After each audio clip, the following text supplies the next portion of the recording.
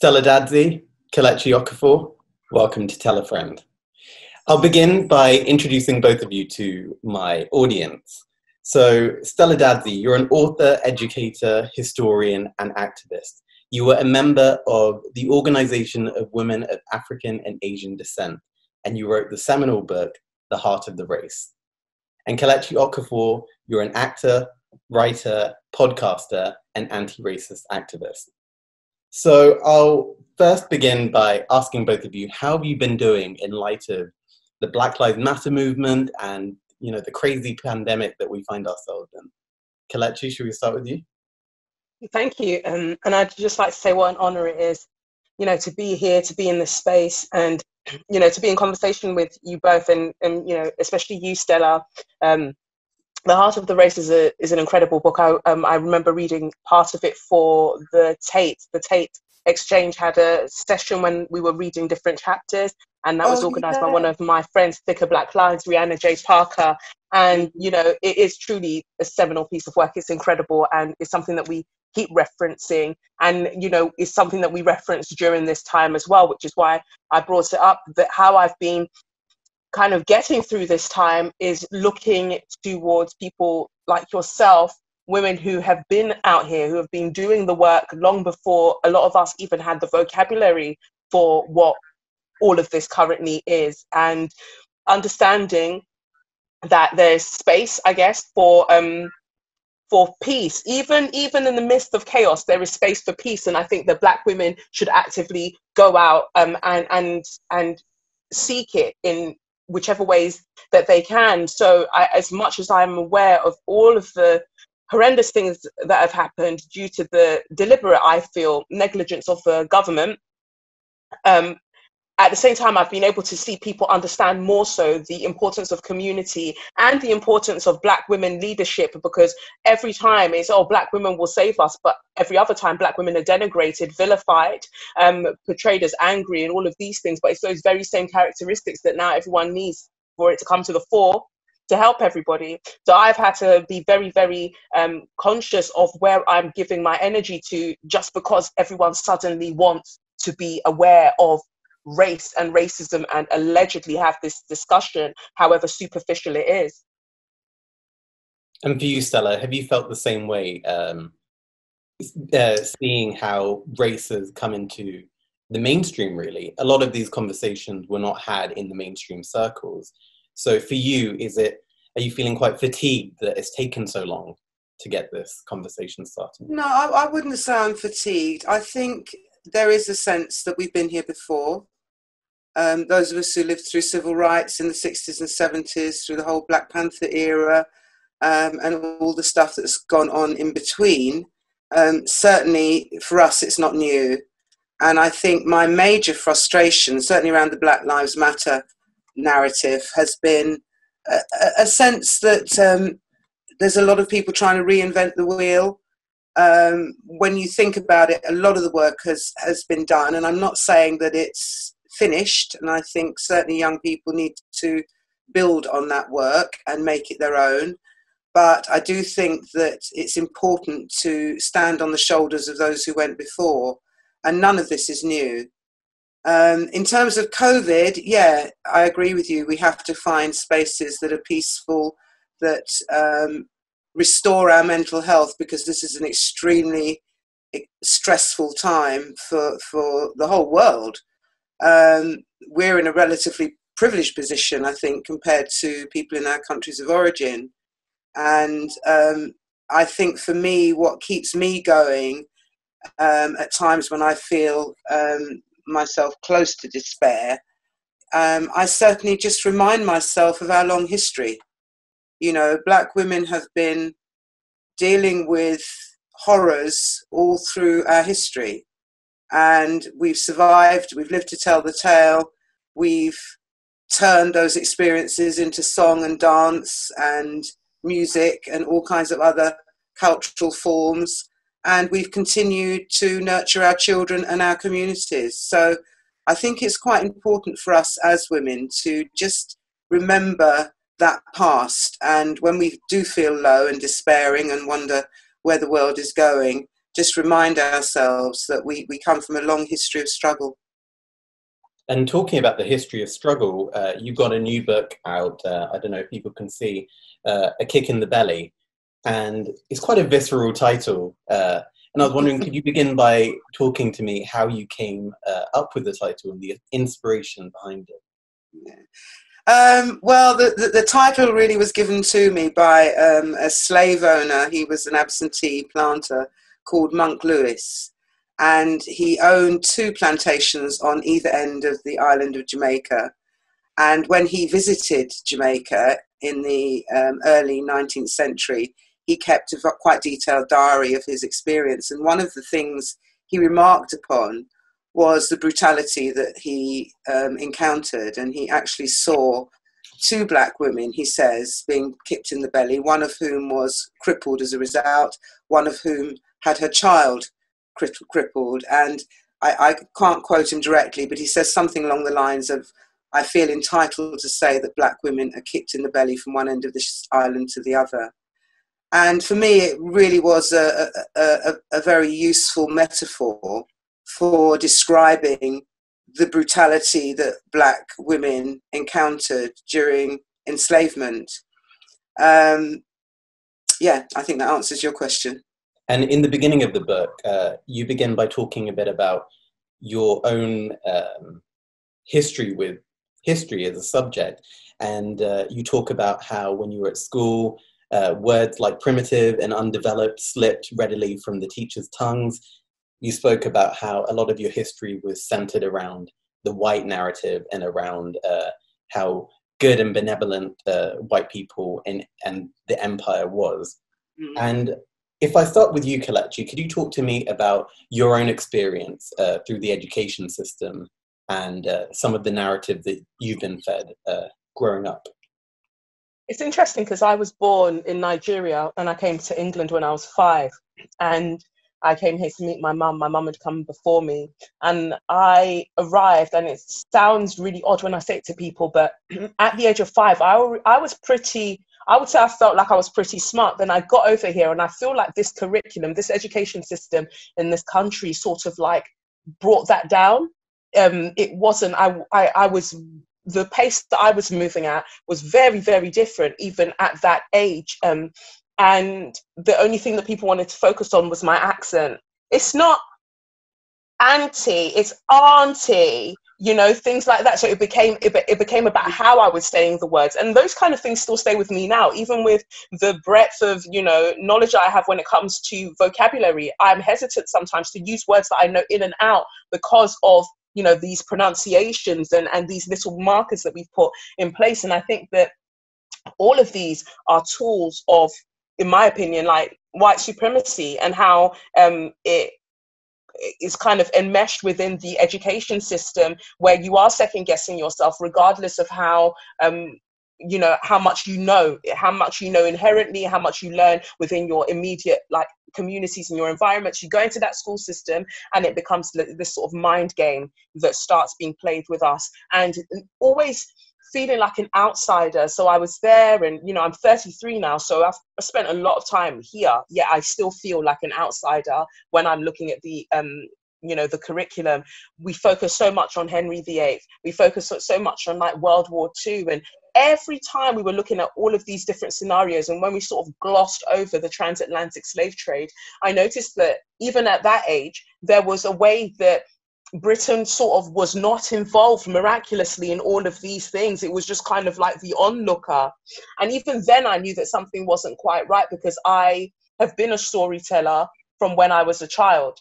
So in the story, I knew that something was missing, like something was missing in the story that I was being told. But when you're a child, you mention that and everyone's like, oh, shut up. You know, you don't know what you're talking about.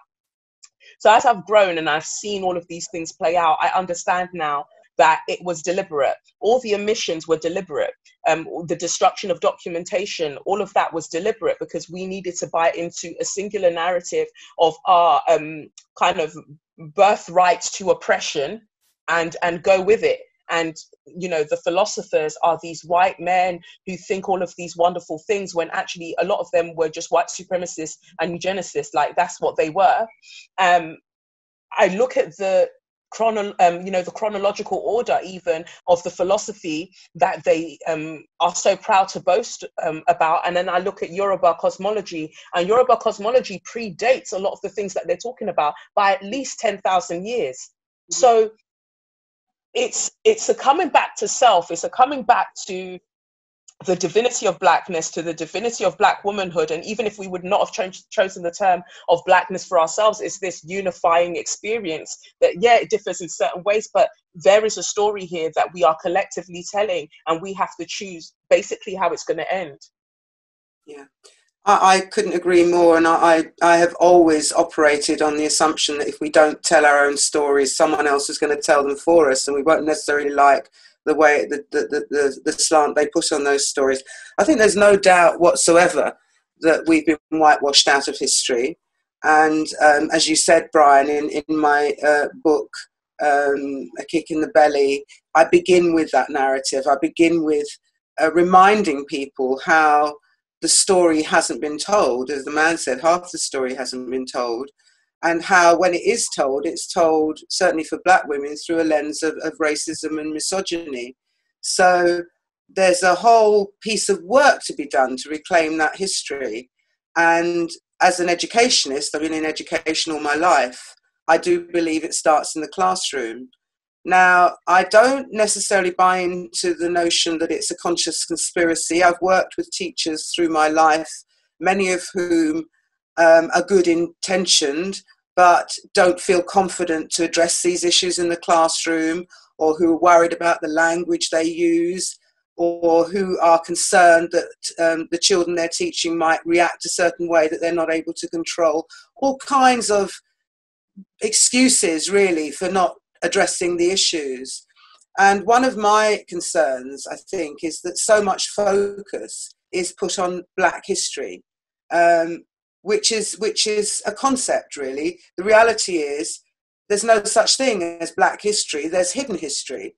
And that hidden history is particularly virulent in relation to our story, as you said, Kelechi. I mean, it's just the case that none of that glory has ever been acknowledged. None of the inventions, none of the innovations that for which our people are responsible have really been acknowledged. So for me, it's not just about reclaiming and decolonizing the history curriculum. It's about looking at the whole curriculum, you know, from the maths to the art to the science to the literature, and to reclaim that in a way that does justice to not just black people, but all the other groups who've been hidden from that narrative. And I do believe we have a responsibility, certainly people of my generation. I'm 68 now, Kelechi, so I'm kind of at the other end of it. But my feeling is that, you know, it's really important for us to get those stories down. And whether that means you take your mobile phone and sit down with your granddad or your grandma or somebody else in your family and get that story down, or whether you do it through some other mechanism, you know, we need to reclaim those stories and keep them, and to use them to correct the narrative, to correct that skewed version that we've been sold.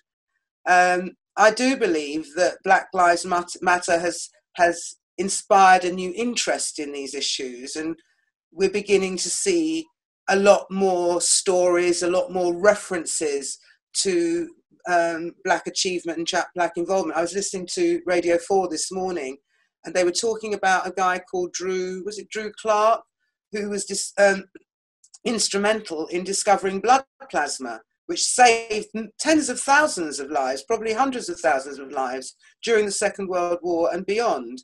Have we ever heard that name? No, we haven't.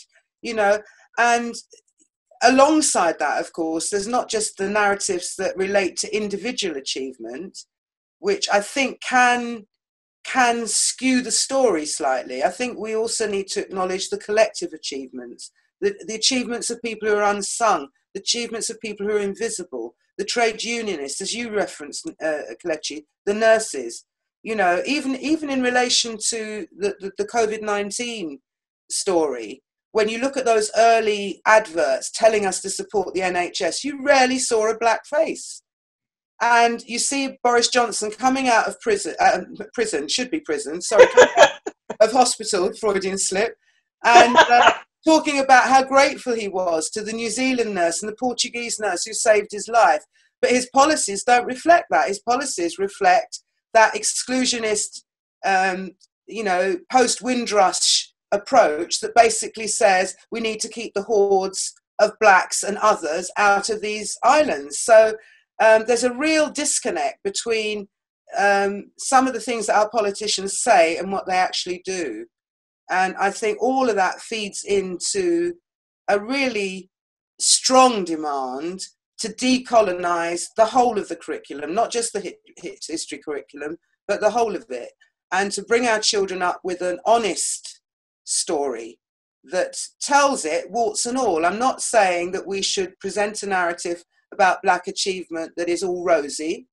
You know, we have our dark corners and our stories that we'd probably rather not tell. But that's about humanity. That's about acknowledging our shared humanity.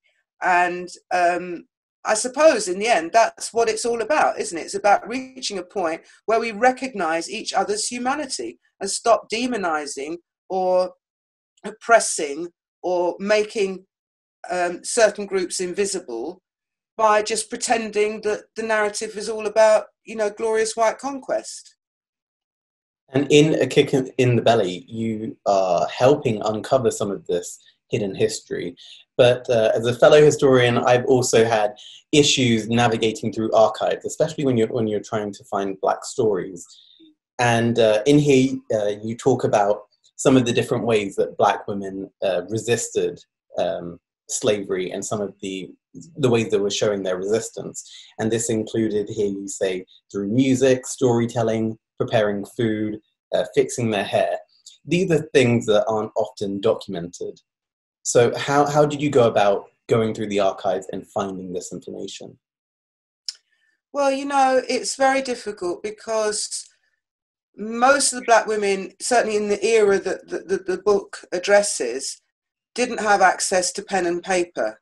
They weren't able to tell their stories for themselves, with very few exceptions. We've got Mary Seacole's story, we've got Mary Prince's story, we've got a few others scattered around. If we're looking at the story of enslavement in the Caribbean anyway, there were the slave narratives, of course, that were recorded in the Americas, and that gives them a very rich body of material to base their research upon. But in terms of my own work, I think it was very much about building on the work that was already being done by a whole range of Caribbean historians who started looking at the records, looking at the plantation lists, looking at the court records and the diaries and the letters and the newspapers and all that other material, which as historians would refer to as primary sources, recognizing that those primary sources are going to present our story through that misogynist, racist lens, and then trying to dig underneath and what I would refer to listen to the music behind the words. Now, you've only got to take, for example, a guy like Thistlewood, who was an overseer on a plantation in Jamaica, on a couple of plantations, who talks about his sexual conquests, who talks about rape, basically as part of the process of conditioning women in the way that you would break in a horse. And as a black woman, standing in the shoes of the victims of that behaviour, it's not hard for me to begin to second guess what that must have felt like and to begin to look for ways that women resisted. And I think if we're just looking at slavery and looking at the fact that the slave trade itself was abolished in 1807, but enslavement wasn't abolished, certainly in Britain, until 1833-34, then you realise that there's a whole period of time when the whole project of slavery rested on the shoulders, or indeed the wombs, of black women, because without us breeding, there was no more slaves. And that tells a very tantalising story when you compare that and the frustrations of politicians in parliamentary debates of the time, and you compare that with the demography that shows a steady decline in the birth rate, on those islands, right across the British West Indies, in the French Antilles, and a whole range of places that could not be explained, and in particular couldn't be explained because they were bending over backwards, or so they said, to ameliorate the conditions to encourage black women to breed. So when you begin to see that story, and when you see at the end of that period how the birth rate goes whoop straight up, as soon as the prospect of bringing children into freedom is presented, women began to breed and to stop the things they were doing that scuppered the master's project. So I think, to answer your question, Bryan, we have to look, as I say, underneath the surface. We don't always have the first-hand stories from black women themselves, but we have plenty of sources that provide the material we need to begin to delve into that story and to tell it in a different way. Now, a subject that comes up in the book, and a subject that you speak about on your podcast, Say Your Mind, you talk about it a lot, is about the woman's body, black woman's body, being a site of violence. And I was wondering, Kelechi, if you could talk to me about some of the ways that black women's bodies are still exploited by society today, and the different ways that that plays out. I think, just as Stella mentioned, it's a testament to the resilience of black women when you think of the things that one has to endure in order to have some sort of autonomy in this sort of society. And when we look at, for instance, I was just thinking there as Stella was speaking about the kind of war that's waged on the wombs of black women, and what we have to collectively do to counter that. So then if we look at even just still during that period, James Marion Sims, innovating the speculum by using the bodies of, using enslaved black women, testing it out on them, often with no anesthesia, just like testing it out on them. We know what happened, with Sarah Bartman and just having, I think it was her labia on show and her skeleton in France. And, the mortality rates in the UK of black women being 5 times more likely to die during childbirth and soon after in comparison to white women.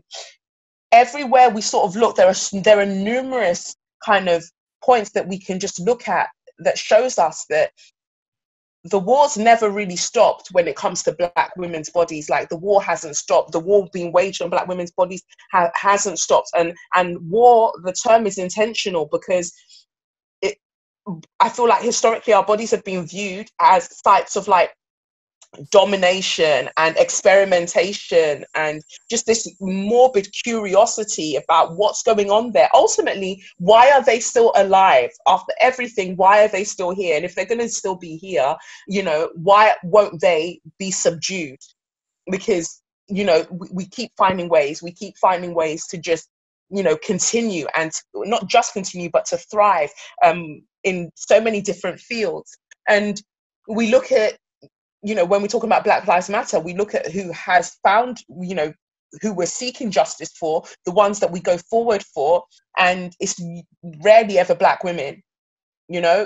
Black women collectively gather when something happens to black men. They're at the forefront of that. They go forward for it. Breonna Taylor, people are still wearing t-shirts up and down, up and down, up and down, trying to get justice for her. When the police did what they did to Mark Duggan, again, we were out there, but we don't get the same energy when it comes to black women. And I question and I wonder, and I'm so interested as to the mechanics of that. Like, when we strip away all of the layers, what is at the core of just the apathy felt towards black women and black women's bodies? And this is why there's often the talk of black women existing in the liminalities. Like, we can't really claim the term woman in the same way that society or white women generally within our society claim the term woman, because it wasn't constructed the way that they know it. That term wasn't constructed for us because of our blackness, right? So because our blackness already infers something about the humanity that even that in and of itself is something that Jay Bentel talks about, how humanity in and of itself is a construct of whiteness, because why should we be affording people something that they're inherently born with? But all of these things are happening, and the blackness plus our womanness, everything together, is almost like they think it's contradictory or it's conflicting. So for that reason, how do we come to support them? How do we go to support these women who we don't really deem as women, because we created woman to give us a basis really to go for war, or, you know, to go to war. If we're fighting for white feminine purity, the basis of all your war is to protect your women from all of these savages. That's not us. So then we don't get that protection. So it's not something that I feel like I have the answer to for now, but it's definitely, as you know from my podcast, it's definitely the kind of conversation that I'm so committed to kind of interrogating and understanding, because I want to show up for Black women the way that I hope that the rest of the world would show up for us.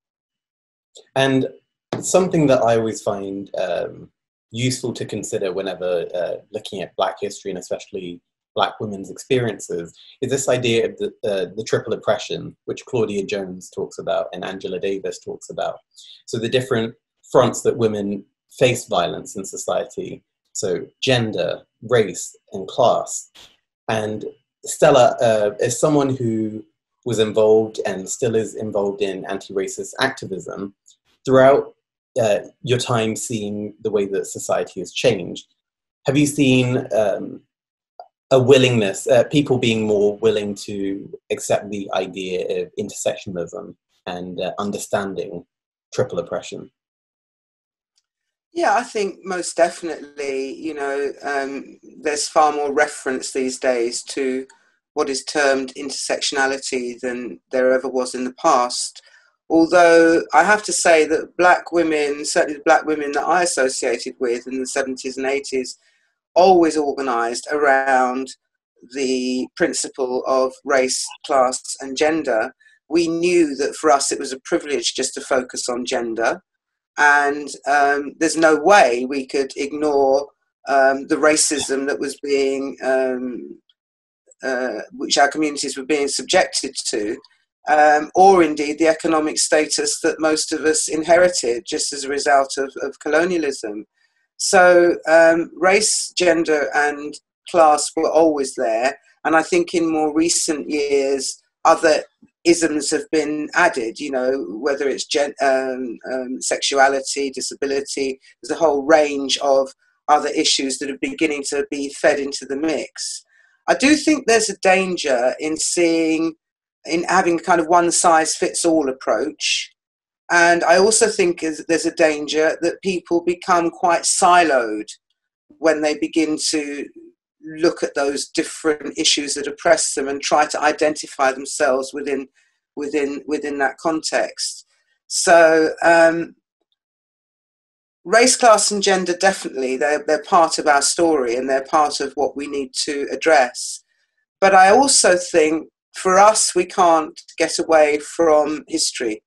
And that means we need to bring in some other aspects of that intersectionality, whether that's the legacies of empire, whether that's the legacies of enslavement.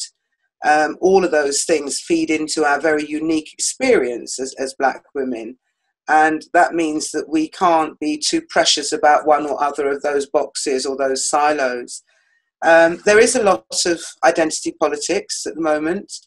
And I've always operated on the principle that unity is strength, and that what I share with my other Black sisters is more important than what we don't share.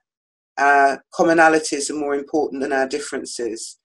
And I really think that's an important message at this time, because there is so much divide and rule.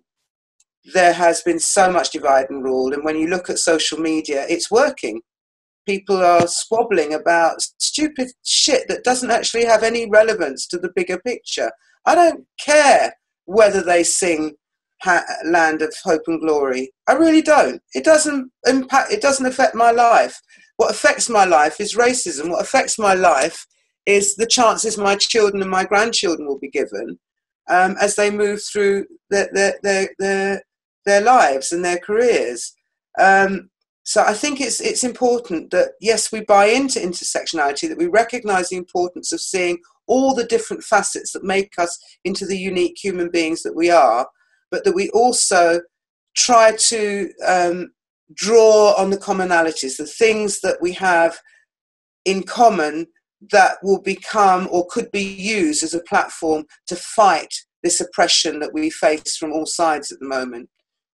So Stella, I wanted to pick up on a point that Kelechi raised just a second ago about the way that Black women in anti-racist struggles often come to the defense of men almost every time, but yet that isn't reciprocated back.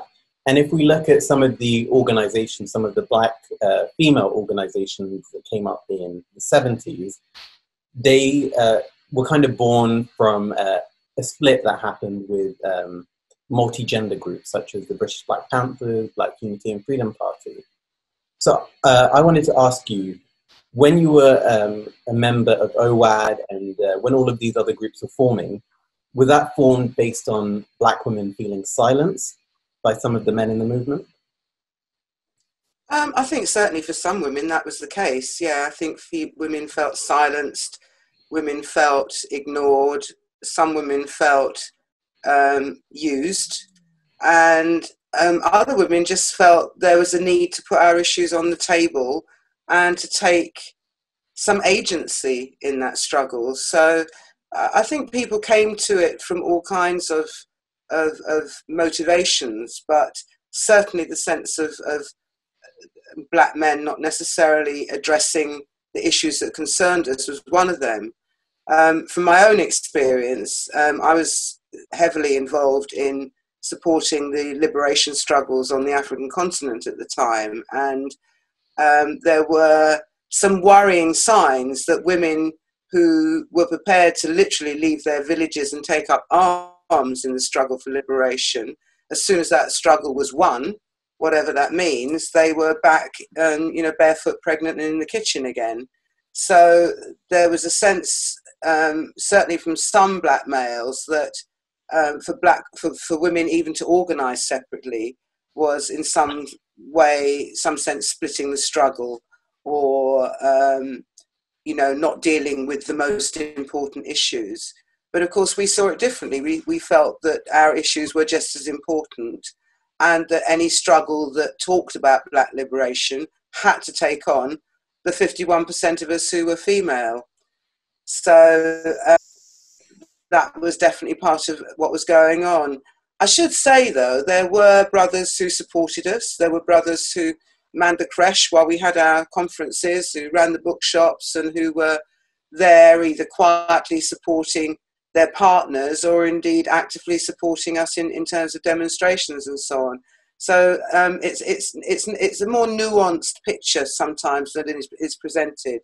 But yes, OWAD definitely was founded and developed out of that frustration that women felt that their issues weren't being voiced and weren't being addressed.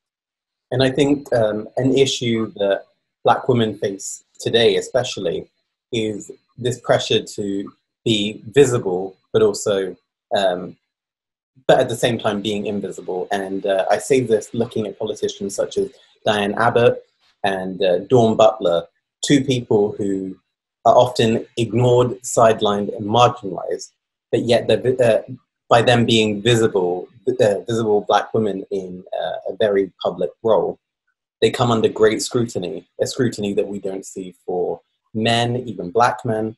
And Kelechi, this is something you talk about a lot. So could you talk to me about some of the pressures that Black women face once they get to the top, once they reach these positions of power? I think it's a really interesting thing to see misogynoir play out when you are visible. And I feel like I'm probably one of the quite visible Black women in online spaces.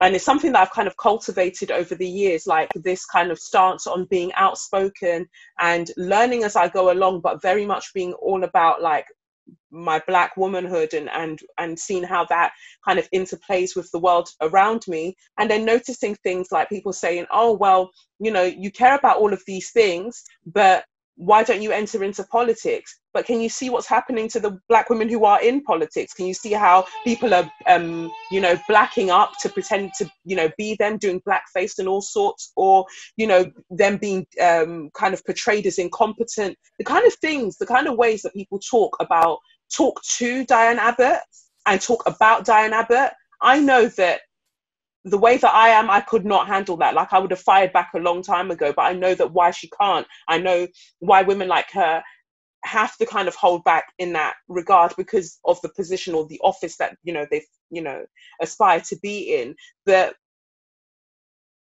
I think that that's why spaces like the one I sort of inhabit are required, because there has to be, I wouldn't call it an antithesis, but there has to be that other, there has to be that duality in, like, this black woman isn't going to say anything to you directly. They're still going to present themselves in a particular manner, but I can F and blind as much as I want to, because our black womanhood is not monolithic. Like, I'm well within my rights to do that and still be respected for it, because I've noticed that the same aggression that, you know, Diane Abbott gets, when they did that, you know, that research, they found that she received 45% of all of the abuse sent to female MPs, all of them across the board. She received solely 45% of it.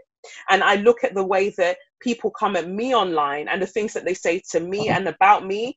Even when I'm in support of other black women, I've had certain people say to me, oh, that one should shut up and focus on her baby, or whatever, you know, they just myriad of things that people come out with so as to silence me, or so as to show that, oh, well, how can you be this when, you know, your partner's here and he's this? Or, you know, there's people are always looking for a reason to delegitimize what I'm saying. Is what I've said less true because of any of the things that you've come up with? Possibly not. But I've noticed that it's a sort of smear campaign that people go on, and actually some black people join in with it as well. And it doesn't surprise me, but it is interesting to watch how people say that black women are almost imagining misogynoir, while actually they are there perpetuating the very violences that we're speaking about in what they're doing. So it's a very, very interesting space that we find ourselves in. When that Labour report came out showing that Diane Abbott was definitely targeted by her peers in the Labour Party, almost nobody, you know, spoke up. Nobody spoke up for her. Nobody spoke up for Dawn Butler. But David Lammy's out there, you know, speaking up on every other cause. And people say, oh, yeah, but, you know, he kind of found his voice around Grenfell and, you know, the Windrush scandal. Did he? Or did he find something that's more suited to what he wants to talk about? And black womanhood is just not one of those things. So where are black women in those spaces getting their support from when they are the sole target of all of the abuse, all of the gaslighting? That's why I feel like I've got that duty to, you know, whenever I see something happening with any of the black female politicians, who I think are doing a good job, I'm not just going to kind of be riding out for everybody. But if I see that they are, I feel, doing a job that helps us, then I'm going to speak up for them. And both of you are public figures, both of you are people that speak openly about race, around issues to do with gender. But would you say that, you know, having the platforms that you both have, do you feel a certain pressure to outperform and to represent black women? Do you feel that pressure? Stella?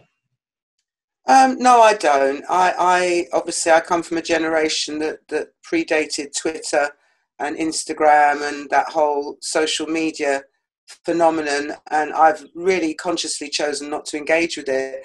I was quite amused. You know, you were talking about thicker black lines. There's a wonderful young woman, Huda, who I was talking to some months back, and she said, "But that's what we love about you, Stella. You're so inaccessible." And I think it's because she'd looked for me on Twitter and couldn't find me. But you know, to me, just the notion of following somebody or being followed just doesn't make sense. So, in a sense, I've managed to sidestep that, and perhaps people will think it's irresponsible, but I find my voice through the books that I write and through, obviously, at the moment, through the interviews that I'm giving. I don't feel the need to write a daily blog and to do all those other things. Having said that, I feel tremendous respect for women like yourself, Kelechi, who do that and who are prepared to speak out, because somebody has to. And while I may not share the politics of the women we're referring to, the politicians, I have to commend their courage, because to be in that space is not an easy one. And we're not just talking about verbal abuse, we're talking about the threat of physical violence. Joe Cox focused all of our attention on how vulnerable female politicians are. When you add white supremacy to that mix, then you can see that it's no easy task to be in the public eye. So I don't feel that pressure, Bryan, no, because I'm very selective about how I work that. I know when you were talking about the pressure on people to, why aren't you in politics?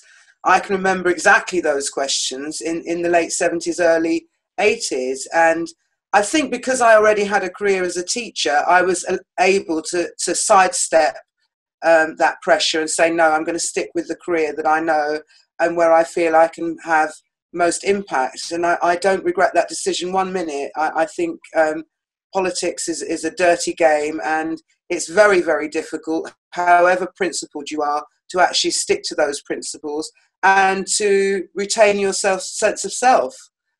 We've only got to look at our current Home Secretary to see what can happen if you climb that ladder too quickly. We need, if we're going to step into those positions, to be absolutely clear that we're going to hold on to who we are, we're going to hold on to our principles, we're going to remember where we came from and speak out on behalf of those who don't have a voice. And what I should say, because I think most of our conversation, Bryan, has been sort of focused on the UK and the so-called global north, or whatever we call it these days, that, that sense of voicelessness extends to women across the globe, and in particular to women in our countries of origin, on the continent of Africa, in India, in countries across the world where you have people who are non-white, who are oppressed, who are struggling to survive, who are dealing with injustice. And I think there's an added onus, or an added responsibility, not an onus, on those of us who do have a voice to speak out against those injustices, because there's a lot of focus, isn't there, on Black lives that matter here, and I'm not in any way undermining the brutality and the horror of what was inflicted not just on George Floyd, but as you rightly say, on Breonna Taylor too, and other nameless people, but nameless women, I should say. But wouldn't it be nice if we all got as angry when we looked at the number of Black women who are being raped in the senseless wars that go on to provide resources that actually make it possible for us to use our mobile phones? Wouldn't that be nice? Wouldn't it be nice if we spoke out against all the senseless deaths, COVID aside, of young Black children whose lives and potential are cut down before they even have a chance to enter, school? Those Black lives matter as well. And I think my frustration around that movement at the moment is that somehow it's all about the West. It's all about what happens to us here. So coming back to your question, yes, we need to speak out. I don't feel a pressure to do it in any other way than I do at the moment, but I do think that those who are in those positions should be absolutely clear that they have a responsibility to speak out on behalf of those who are unvoiced.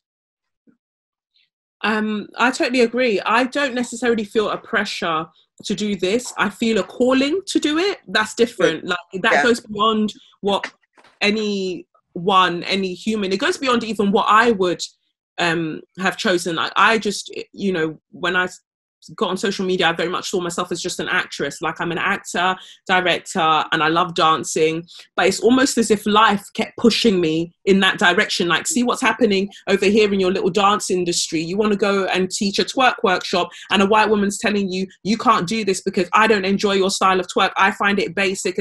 So I've got to kick back against that, and noticing that actually this goes beyond just this. This is what we find, like how our culture is appropriated by so many different people, whether I want to do that thing or the next black woman wants to actually do that thing or not. It doesn't matter. It's the fact that if a black woman were to do it, she'd be vilified for doing that thing. But white women can come along, take it, make it quirky and profit off it. So then that's where we have a problem. You know, fabrics, you know, are kind of like indigenous, like cultural, like, you know, all the things that we were doing culturally, all of the things that we can look at to trace our histories are being brought into the mainstream. They're being whitewashed and a massive price tag has been put on them while we're still being laughed at as savages. Those were the things that kind of almost nudged me into this position where I had no choice really but to say, okay, well, I've got to say something about this. And I was already using social media anyway, so why don't I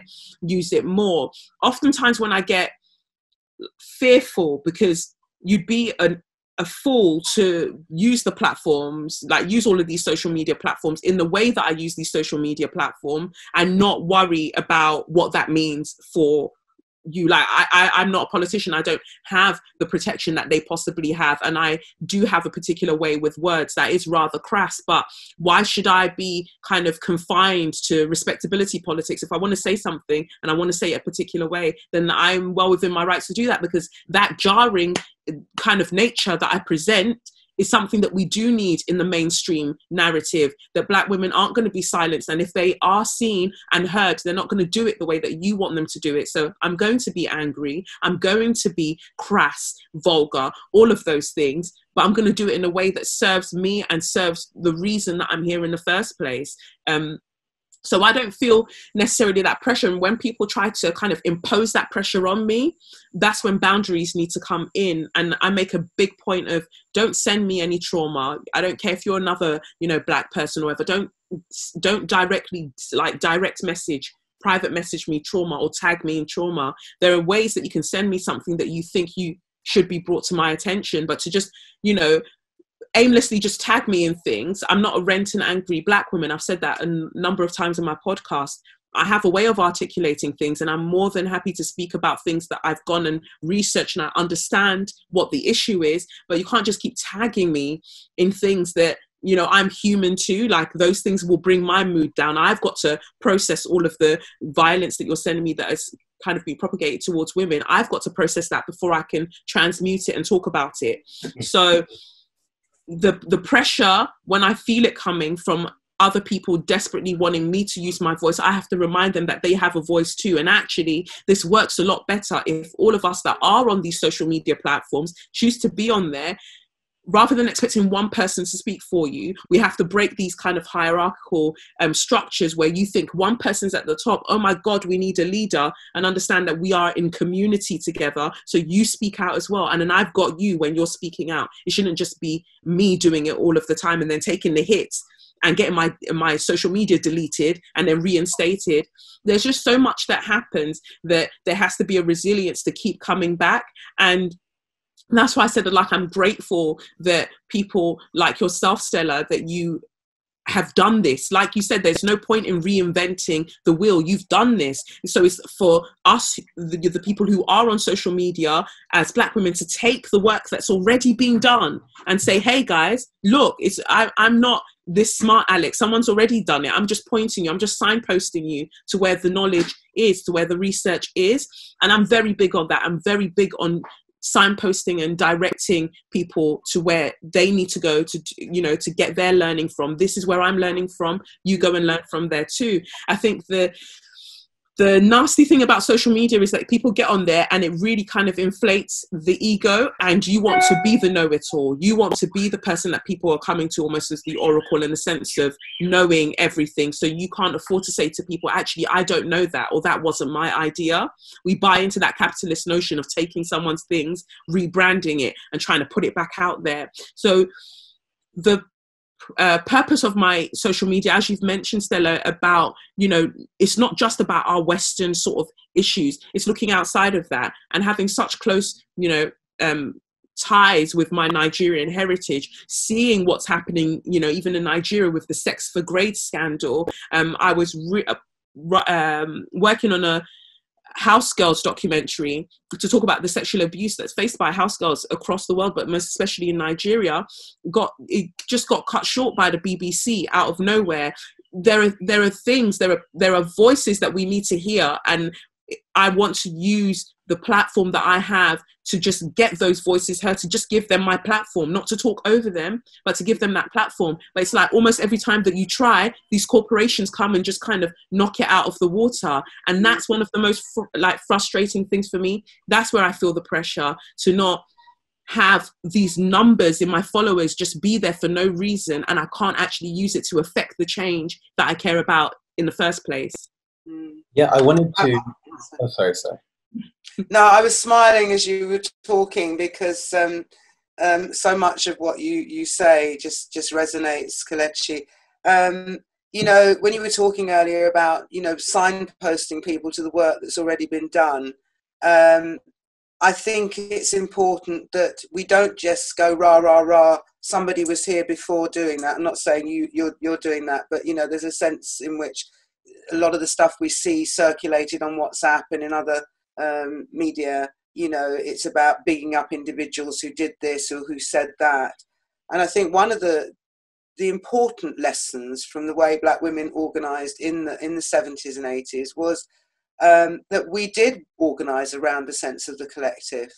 Now, part of that comes from, in my own case anyway, from my Marxist background and from the sense that, you know, the community is more important than the individual. But I think it was also about self-preservation. Although we didn't have Twitter and we didn't have cancel culture and we didn't have trolling and all those other things that go on today, what we were dealing with was state brutality, bald-faced. And I can remember having a visit when I was a rookie teacher from, I think it was MI5, because of some organisation involved in. And it was a very, very civilised meeting in the sense that they sort of alluded to the fact that I wouldn't have liked them to visit me in my place of work, would I? That kind of insidious threat, which wasn't explicit but was definitely there. So for many of us, actually keeping our identity hidden was quite an important strategy. And I think nowadays, with so much of the sort of identity politics that I've referred to, people find that quite difficult to get their heads around, the idea that you wouldn't necessarily want to be, you know, all about me, myself and I. So I think, as I say, those lessons actually probably are worth revisiting, because the state is becoming more and more oppressive. And I don't know about you, but I think we're witnessing the rise of fascism, and that it is not cuddly, even though the media tries to present it as such, and that we really need to start mobilising to ensure that this thing doesn't get out of hand. We have children and grandchildren to think about. And, you know, history is a long time in the making.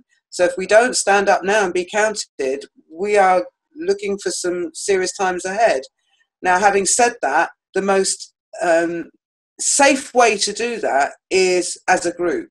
I can remember the anti-apartheid movement, where when issues were raised and communities were accused of certain actions, everybody stood forward. Everybody took a step forward and said it was me. And in that way, you hid, you protected, you made sure that it wasn't that easy to pick people off. And I'm not saying that there's anything in history that can be easily translated into the now. I know that things change and we've developed and we've moved on, and definitely the new technology requires that. I think, as I say, some of those lessons are worth revisiting. These are serious times, you know. Now, whilst we talk about direct action and the importance of people using their platforms, something else that I think is important is self-care, and especially for Black women, to, like you said, Kelechi, to know your boundaries and have them firmly there to know what you will accept and what you won't. So I wanted to ask both of you, what are some of the ways that you take care of yourself spiritually and mentally whilst processing the crazy world? Well, if you listen to the podcast, you know I'm really big on tarot. Love my tarot cards. I found a sense of peace in my exploration of like tarot, as well as learning more about my heritage in terms of like Yoruba spirituality, like Yoruba cosmology in that sense, and seeing how somewhere there's how I reconcile that with growing up in a, I guess, Christian environment, and seeing what that looks like for me. But ultimately, just taking everybody else out of what it means to be me.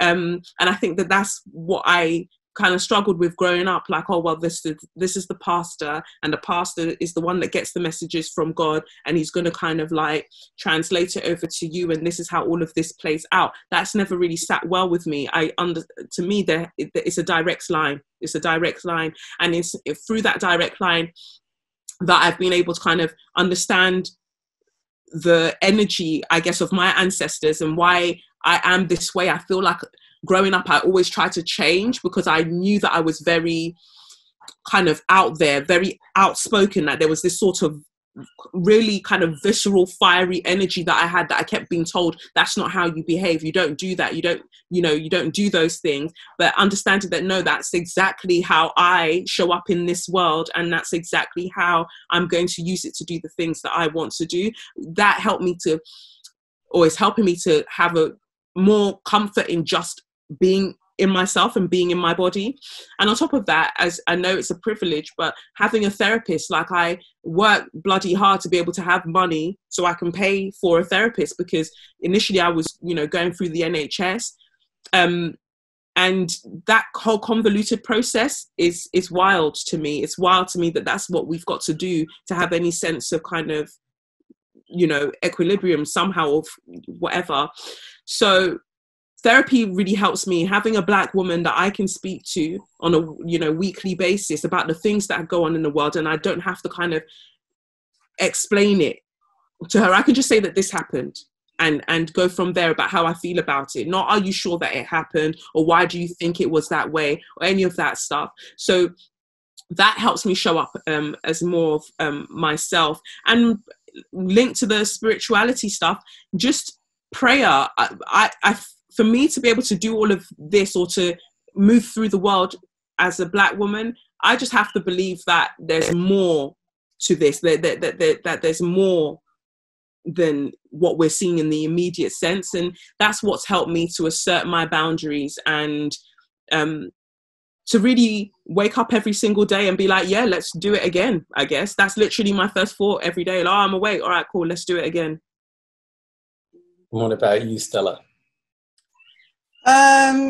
The things that have helped me survive through my life, definitely exercise. For many years, I had a second career when I was a single parent. I was working in education, but I was also teaching fitness in the evening. And in a way, that was a form of therapy, because any frustrations in the day, I could go into the gym and get out of my class. So that's always been really important to me. I think a healthy body is definitely part of what creates a healthy mind. In terms of what feeds my spirit, I have had some encounters with therapy through my life. Neither of them were particularly inspiring. I'm sure they were useful at the time, but I think the most effective therapists through my life have been the women I know. Whether aunties, grandmothers, my stepmother, my sisters, and my women friends. They're the people I go to when there are things that need to be resolved or worked through. And why we may not always agree on everything, I think I hugely value the input that I get from them. They keep me grounded, they keep me centered. So friendship and family, all of those things I think are really hugely important. Like you, I really do think it's important to keep my sense of my roots, my ancestry. Like you, I'm from West Africa. My father's Ghanaian, my mother's English, my father's Ghanaian, so I straddle both. But I was very fortunate in that I was travelling backwards and forwards to Ghana from quite an early age. So I've always had that sense of self that comes from being in an African culture where you see Black people around you doing all kinds of roles, and where you're not deferring to racism, you're not defined by racism. That's been hugely important and continues to be. And I think it's something that women have to be instrumental in passing on, because it is part of our survival strategy. What else do I want to say? Yes, I absolutely love nature. When I need to take a breath and exhale, I go into my garden, which is the size of a postage stamp. But to me, it's glorious that I can look at a flower, that I can see nature around me, I can hear bird song. I think all of those things are regenerative and a reminder that we are part of something bigger. As you say, Kelechi, we're not just us.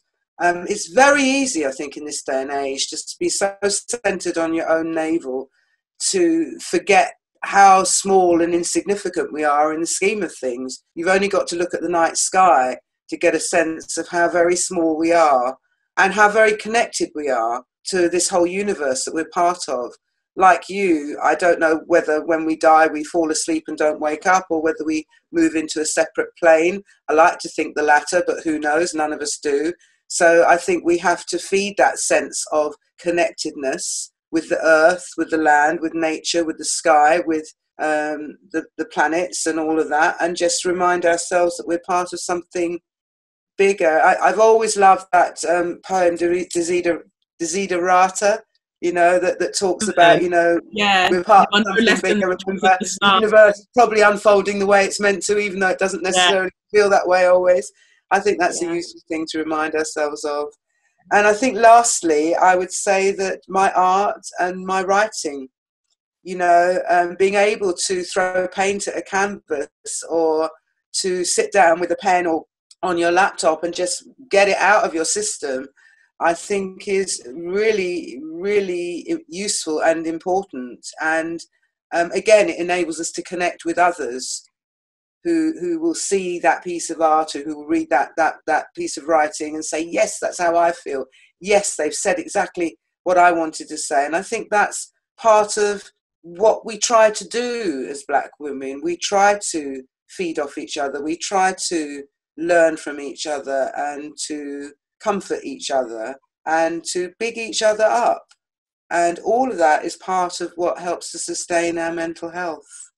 Yeah, yeah. Well, Stella Dadzie, Kelechi Okafor, thank you so much for joining me on Tell a Friend. And before we go, I wanted to remind everyone to go and check out Stella's book, A Kick in the Belly, which is coming out when, Stella? When's the... It's actually officially due out on the 20th of October. The 20th of October. I think a lot of people realise, you know, the traditional launch events with book signings and what have you aren't likely to happen this year, but I think there's going to be quite a lot of activity on Zoom and possibly on the mainstream media as well. Who knows if they pick it up? So just keep an eye open for it, and you know, happy reading. That people won't just look at the horror story that is the backdrop to this piece, but also the wonderful stories of resistance and resilience that come through it, and which make us smile and which make us recognize ourselves in those women who came before us. I think that's a really important thing that I hope others will take from that book. And also, I want everyone to check out Kelechi's podcast, Say Your Mind. And Kelechi, do you have anything else you'd like people to check out? No, I feel like everything, I put it all out there on the podcast, so that's a great intro. Okay, thank you.